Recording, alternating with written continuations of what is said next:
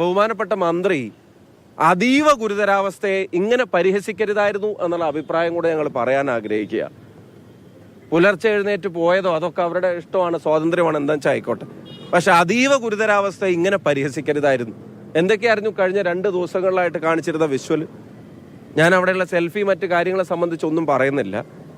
ചുരുക്കം ഇതാണ്, CPM-ന്റെ തിരക്കഥയിൽ മന്ത്രിയും പോലീസും ഉൾപ്പെടെയുള്ള ആളുകൾ അതിലെ കഥാപാത്രങ്ങളാവുന്നു.